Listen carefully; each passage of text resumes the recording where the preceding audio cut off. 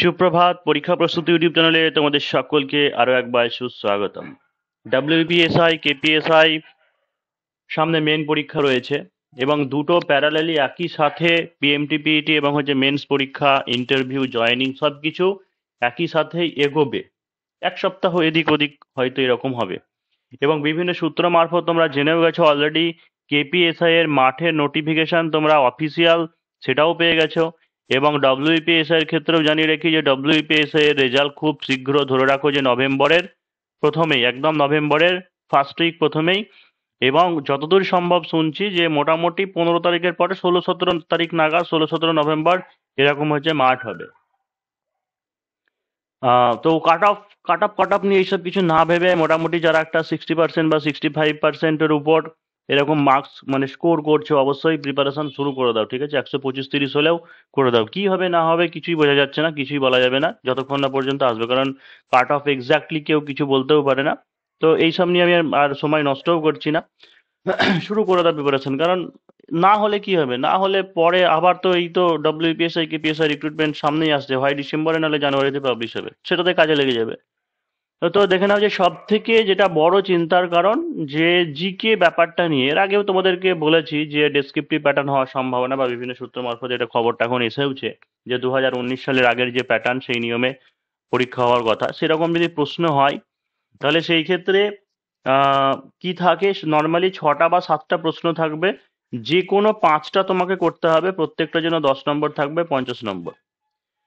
তাহলে এই GK part এবং জিকে পেপার ওয়ান যেটা থাকবে, জিকে ম্যাথ রিজনিং, যদি ডেসক্রিপটিভ মানে এরকম হয়ে যায় তাহলে সেই ক্ষেত্রে এই যে তিনটে তোমার 100 নম্বরের পেপার 2 ঘন্টার সময়, সেটা কভার করা খুব মুশকিল হবে। সেই কারণের জন্য হাতের স্পিড, হাতের লেখা এবং এখন থেকে মক টেস্ট প্র্যাকটিসের দেওয়া অভ্যেস করতে হবে, এটা ভীষণ জরুরি, না তো কভার করতে পারবে না।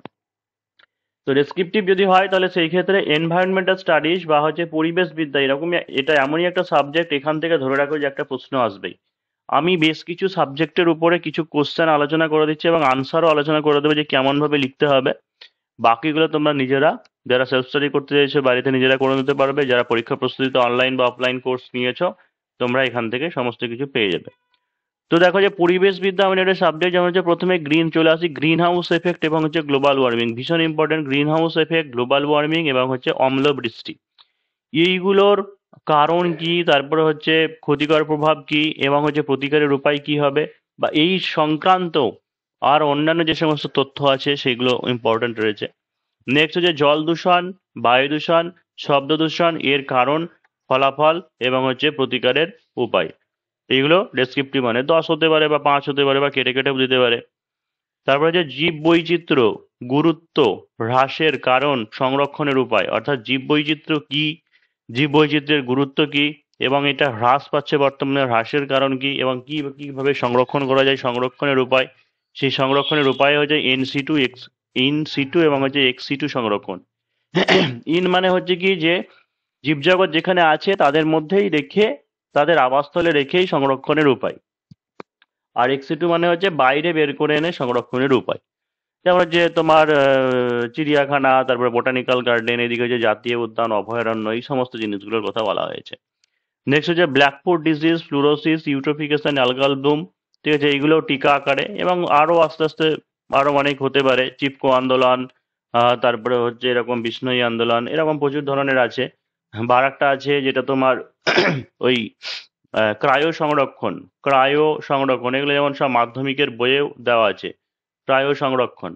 তারপর বায়োলজিক্যাল ম্যাগনিফিকেন্স বা জীব জৈব বিবর্ধন যেটাকে বলা হয়, এরকম ধরনের আরো টিকা আছে, সেগুলো আস্তে আস্তে সব পরে অ্যানালিসিস করলে পেয়ে যাবে। এখন মোটামুটি একটা আভাস দিচ্ছি তোমাদেরকে।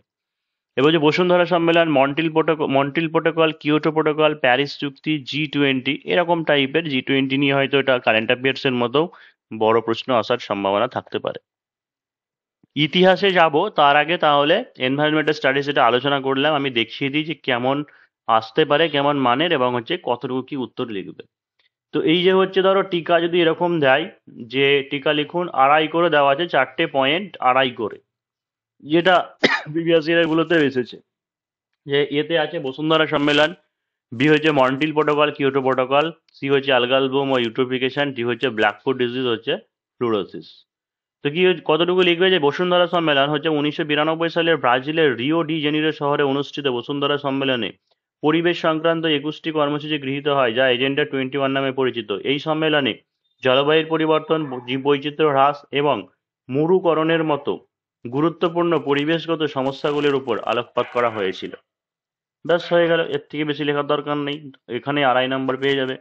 মন্ট্রিল প্রোটোকল হচ্ছে কিয়োটো প্রোটোকল। কি যে 1987 সালের কানাডার মন্ট্রিল শহরে আয়োজিত মন্ট্রিল প্রোটোকলের মূল উদ্দেশ্য ছিল ক্লোরোফ্লুরোকার্বনের নির্গমন হ্রাস করে ওজোন স্তর ধ্বংস মোকাবিলা করতে আন্তর্জাতিক চুক্তি স্বাক্ষরিত করে ঐক্যবদ্ধ হওয়া। এটা যে এত সুন্দরভাবে ভাষা দিয়ে বোঝানো আছে একটা লাইনে, এটা হয়তো সবার পক্ষে সম্ভব না এরকম সেন্টেন্স সুন্দর করে সেন্টেন্স বানানো। সে লিখে দিলেই হবে যে 1987 সালে কানাডার মন্ট্রিল শহরে মন্ট্রিল প্রোটোকল আয়োজন করা হয়েছিল। এর উদ্দেশ্য ছিল ক্লোরোফ্লোর নির্গমন হ্রাস করে ওজোন স্তর ধ্বংস মোকাবিলা করা। এরকম লিখে দিলেও হবে। 1997 সালে জাপানের কিয়োটো শহরে আয়োজিত কিয়োটো প্রোটোকলের মূল উদ্দেশ্য ছিল গ্রিনহাউস গ্যাসের নির্গমন হ্রাস করে গ্রিনহাউস এফেক্ট ও গ্লোবাল ওয়ার্মিং এর প্রতিরোধ করা। অপশন সি দিয়েছিলাম ইউট্রোফিকেশন এবং হচ্ছে অ্যালগাল ব্লুম। তো কি হচ্ছে, জলে ডিটারজেন্ট ইউরিয়ার অতি ব্যবহারের ফলে শৈবাল ও কচুরিপানা অতি বৃদ্ধি পায়, একেই অ্যালগাল ব্লুম বলা হয়। এর ফলে জলে দ্রবীভূত অক্সিজেন কমে যাওয়ায় জলজ প্রাণী মারা যায়, ডোবা বা পুকুর ভরাট হয়ে যায়, একেই ইউট্রোফিকেশন বলে। আর একটা পয়েন্ট যেটা লাস্ট দিয়েছিলাম যে ব্ল্যাকফুট ডিজিজ এবং হচ্ছে ফ্লুরোসিস। তো প্রতি লিটার পানীয় জলে আর্সেনিকের সর্বাধিক মাত্রা 0.05 মিলিগ্রাম। এর থেকে বেশি মাত্রার আর্সেনিকযুক্ত জল পান করলে হাত ও পায়ের তলা কালো কালো ছোপ ছোপ হয়ে যায়, একে ব্ল্যাকফুট ডিজিজ বলা হয়। তো একটা জিনিস মনে রাখতে হবে, 2.5 নম্বরের যেখানে কতটুকু লিখবো কতটুকু ছাড়বো, বেশি লিখলেই তো বেশি নাম্বার পাবে না, মেন পয়েন্টটা নিতে হবে। যেমন এখানে ব্ল্যাকফুট ডিজিজের জন্য দায়ী আর্সেনিক, শুধু আর্সেনিকটা কেউ লিখে দিল আর কেউ এই মানটা বললো না, দেখা গেলো যে 2 নম্বর তাকে দেওয়া হলো। কারণ এটা একটা ইম্পর্টেন্ট পয়েন্ট যে কতটা মাত্রা, সেই মাত্রাটা লেখাটা। দ্বিতীয় হচ্ছে ফ্লুরোসিস কি, পানীয় জলে ফ্লুরাইডের সর্বাধিক মাত্রা প্রতি লিটার জলে 1.5 মিলিগ্রাম। এর থেকে বেশি মাত্রার ফ্লুরাইডযুক্ত জল পান করলে দাঁতের মাড়ি ও হাড় ক্ষয়ে যায়, একে বলা হয় ফ্লুরোসিস রোগ। তো 1. এই আরটা বলি যে ডিজিট, এটা নিয়ে অনেকে বলে যে আমি দাদা বাংলায় লিখবো, তাহলে কি ডিজিট বাংলায় লিখতে পারি? এরকম ব্যাপার নেই। ম্যাথ এবং হচ্ছে জিকে, ম্যাথ এবং জিকে এই দুটোর ক্ষেত্রে ডিজিট ইংলিশে লিখো, ঠিক আছে, কোনো অসুবিধা নেই। কারণ ইংলিশে লিখে লিখে অভ্যাস, তো বাংলায় লিখতে গেলে তখন দেখবে ভুল হয়ে যাবে, 4, 8 বা বিভিন্ন জিনিস হবে, তার থেকে ইংরেজিতে লিখো, ওটা নিয়ে কোনো সমস্যা নেই ডিজিট লেখা নিয়ে। শুধু চেষ্টা করতে হবে যে বাংলা লিটারেচার যেটা আমরা করছি পেপার 3, সেই বাংলাতে যারা লিখবে সেখানে প্রতিবেদন লেখার ক্ষেত্রে বা বঙ্গানুবাদ করার ক্ষেত্রে সেখানে পুরোটাই সবই বাংলাতেই লিখবে। নেক্সট একটু বড় আকারে যদি থাকে, যেমন green house effect, global warming কি, এর ক্ষতিকর প্রভাবগুলি আলোচনা করুন। অম্লবৃষ্টি, এর দুটি ক্ষতিকর প্রভাব আমি একটু এখানে দেখিয়ে দিচ্ছি। যে গ্রিন হাউস এফেক্ট কি যদি বলে 3 নম্বরে যদি থাকে, এত বড় করে লেখার দরকার নেই, এটা 5 নম্বরের মতো লেখা হয়ে গেছে, এত বড় করে লেখার দরকার নেই। তো আমি ডিটেলসটা আলোচনা করছি, তারপরে বলে দিচ্ছি যে আরো ছোট্ট করে 3 নম্বর বা 2.5 নম্বর থাকলে কি লিখবে শুধু। তো দেখো যে শীত প্রধান দেশে ঘর গরম রাখতে উদ্ভিদকে কাঁচের ঘরে রাখা হয়, যাতে ক্ষুদ্র তরঙ্গের রশ্মি কাঁচ ভেদ করে প্রতিফলিত হয়ে বাইরে না আসতে পারে, একে গ্রিন হাউস বলা হয়। অর্থাৎ শীত প্রধান যে দেশ আছে, শীত প্রধান দেশে কি করা হয়, কাঁচের ঘরের মধ্যে উদ্ভিদগুলোকে রাখা হয়। কেন? তার কারণ ক্ষুদ্র তরঙ্গের সূর্য থেকে যে রশ্মি আসছে, তো ক্ষুদ্র তরঙ্গের রশ্মি যেগুলো হয় সেগুলো ভেদ করে কাঁচের ভেতরে ঢুকে যায়, কিন্তু প্রতিফলিত হতে পারে না, বাধা পায়, তার ফলে ঘর গরম থাকে, একে বলা হয় গ্রিন হাউস। কলকারখানা, যানবাহন, জীবাশ্ম জ্বালানির দহন ইত্যাদির কারণে গ্রিনহাউস গ্যাস যেমন carbon dioxide, chlorofluorocarbon, nitrous oxide, methane ইত্যাদির পরিমাণ বায়ুমণ্ডলে বৃদ্ধি পাওয়ায় সূর্য থেকে আগত ক্ষুদ্র তরঙ্গ অবলোহিত রশ্মি প্রতিফলিত হতে বাধা পায়, ফলে তাপমাত্রা বৃদ্ধি পায়, একে গ্রিনহাউস এফেক্ট বলা হয়। এবং এর কারণে পৃথিবীর গড় তাপমাত্রা দিন দিন বৃদ্ধি পাচ্ছে, একে গ্লোবাল ওয়ার্মিং বা হচ্ছে বিশ্ব উষ্ণায়ন বলা হয়। এবার যদি এটা আরো ছোট 2.5 নম্বরের বা 3 নম্বর লেখা থাকে, তাহলে এত এই যে ইয়ে আছে সেটা বলা দরকার নেই, শুধু ডাইরেক্ট তুমি এখান থেকে বলে দেবে যে কলকারখানা, জীবাশ্ম জ্বালানি ইত্যাদি দহন থেকে নির্গত এই গ্রিনহাউস গ্যাসগুলির কারণের জন্য সূর্যের অবলোহিত ক্ষুদ্র তরঙ্গের রশ্মি বাইরে বেরোতে পারছে না, ফলে পৃথিবীর বায়ুমণ্ডল উত্তপ্ত হয়েছে, এটাকেই গ্রিনহাউস এফেক্ট বলে। এটা লিখে দিতে পারো। সেটা ডিপেন্ড করছে কত নাম্বার থাকছে কি থাকছে সেই জিনিসের উপরে ডিপেন্ড করছে। মাঝে যেমন একবার বলেও দিয়েছিল 150 শব্দের মধ্যে লিখতে হবে, ওয়ার্ড লিমিট বেঁধে দেওয়া ছিল, তাহলে সেই ক্ষেত্রে সেরকম ভাবে লিখতে হবে। ক্ষতিকর প্রভাব কি, যে মেরু অঞ্চলে বরফ গলে সমুদ্রের জলতল বৃদ্ধি পাবে, বন্যা দেখা দেবে। বাস্তুতন্ত্র তারপর হচ্ছে খাদ্য শৃঙ্খল, জৈব বৈচিত্র্য বিঘ্নিত হবে, জলবায়ুর পরিবর্তন দেখা দেবে, একদিকে বন্যা অন্যদিকে খরা হবে। এবং জীববৈচিত্র্য সংরক্ষণ বা হ্রাসের কারণ ইনসিটু, তারপর অম্লবৃষ্টি, এগুলো সব আছে, এগুলো তোমরা নিজেরা সব তৈরি করে নিতে পারো। আহ, আমরা এবার যেটা চলে যাবো পরে নেক্সট, সেটা হচ্ছে ইতিহাসের সাবজেক্টে। তো ইতিহাস কি হচ্ছে দেখো, যেমন ইতিহাস তো ইন্ডিয়ান ফ্রিডম স্ট্রাগল, এখান থেকেই পড়ার সম্ভাবনা বেশি, ভারতের স্বাধীনতা সংগ্রামের জায়গা থেকেই পড়ার সম্ভাবনা বেশি। এবার বলা যায় না যে এনসিয়েন্ট বা মিডিয়াবেল থেকে ইম্পর্টেন্ট কিছু জিনিস করে রাখতে হবে তাও হাত বলে। তো দেখি ইন্ডিয়ান ফ্রিডম স্ট্রাগলের হচ্ছে পলাশির যুদ্ধ, বক্সারের যুদ্ধ, মহাবিদ্রোহ, এই তিনটে যে যুদ্ধের কারণ, ফলাফল এবং হচ্ছে গুরুত্ব, আহ তাহলে খুব ইতিহাসের মতো সেই মাধ্যমিকে যেমন লিখেছিলাম সেরকম লেখার পয়েন্ট পয়েন্ট দিয়ে লেখার সুযোগ থাকবে না, জাস্ট একটা একটা করে লাইন বলতে হবে। তারপর হচ্ছে যেমন হয়তো পলাশী যুদ্ধ নিয়ে যদি বলি তাহলে এটুকুই বলতে হবে যে পলাশী সিরাজউদ্দৌলা সিংহাসনে বসার পরে ইংরেজরা তাকে কোনো উপঢৌকন বা সম্মান জানায়নি, এটা একটা তার সঙ্গে অসন্তোষের কারণ।